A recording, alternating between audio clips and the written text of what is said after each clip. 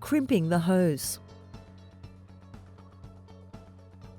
With the vernier set to 0, rotate the dial clockwise 3 times.